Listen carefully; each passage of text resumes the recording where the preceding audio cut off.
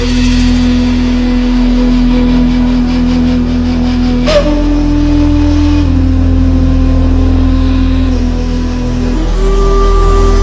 Buhari presidency hangs loosely upon a tripod of utter deceit, denoted by persons perceived by Nigerians to be men of honor. The tales craftily weaved around these men paint a distorted image of dishonor and portrays Buhari as a man standing on quicksand in the most grandiose delusion of grandeur in his claim to fighting corruption. Bola Ahmed Tinubu, the dinosaur who maintains a strange hold on Lagos by the jugular. His exuberant confidence is demonstrated in the aphorism that everything about Lagos begins and ends with him.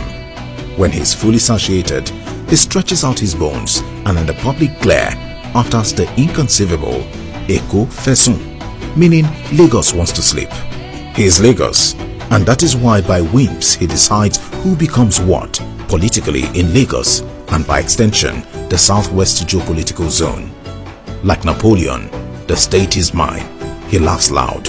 Any one of his acolytes who steps out of line or dares to challenge his autocracy is infested with an instant leprosy.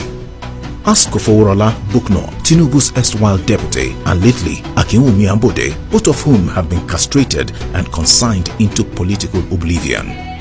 This octopus, who adorns the title of Jagaban of Borgo, holds President Muhammadu Buhari tightly by the scrotum, in his usual style of making Lagos bequeath to him forever the wealth of its sweat. He is also forcing the hand of President Buhari to do his bidding.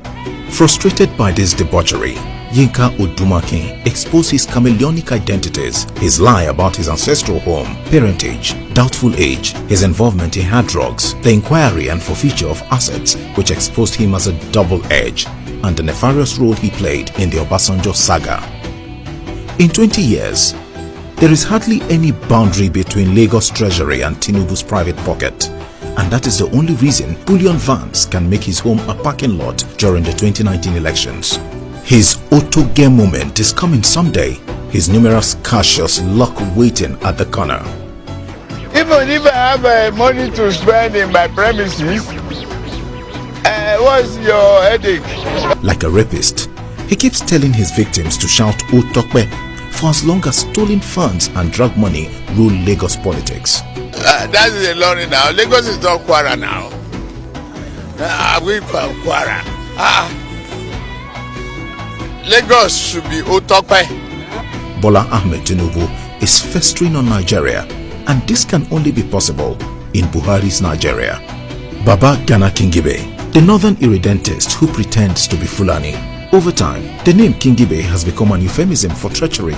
The duo of late General Shehu Musa Yar'Adua and Chief MKO Abiola can attest to this even from their graves. Remember the June 12 story? Baba Gana Kingibe was running mate to MKO, but for a plate of porridge, he dumped the June 12 struggle like a used and discarded tissue. Apart from betraying his mentor and the man that gave him his first job and brought him into politics, Major General Shehu Musa Yar'Adua, he also betrayed OBJ, who gave him his first break in life. Then, MKO Abiola, who made him his running mate, and Umaru Yar'Adua, who made him his SGF. He is that smoothest of operators who guides his beneficiaries to only one destination: demise. A master agent trained by M16 and once a clan member ever won. He still works for that agency till date. His role and influence in the Nigerian intelligence agency is legendary. His hands are gushing with blood, and conscience of remorse plays no role in his chess moves. A Machiavellian to the core, about anything he touches dies. It is amazing that a man so much under the shadows and a well-known spook and spy should be considered by anyone at this stage of our national history for any serious assignment. Yet, he is Buhari's most trusted ally. This is why Nigeria is treading to the abyss. Abba Kyari. Even as President Buhari's wife has cried out, tagging him as a meddlesome interloper in Buhari's presidency, Abba Kyari remains immovable, with the myriads of allegations of corruption leveled against him. For instance, the 500 million naira bribe deal with MTN, he remains in government like a pillar. If such a man occupies a chief chef position in the president's kitchen cabinet, the cooks are all evil. Kyari has hijacked the presidency. Today, he is the de facto president of Nigeria, wielding authority, mongering power, and issuing orders to satisfy his caprices. This is why the soul of Nigeria is stifled. Unlike the strange bedfellows, which for selfish interest must flock together, Tinubu and Kingibe have found a reason to work together. 2023 is the ultimate ambition for Tinubu. Did I hear you say he's already distributing souvenirs for his presidential ambition, while his pawn master Buhari is still struggling with re-election? The original Babagana Kingibe, did the same thing. While his principal Yaradua was on a life support, he was oiling his ambition to succeed him. What character, what manner of men are these? Nigeria, we hail thee.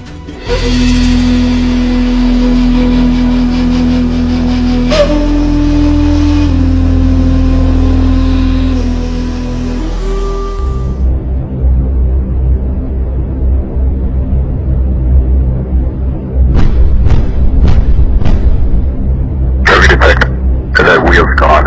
I don't think that vehicle's gonna move anymore.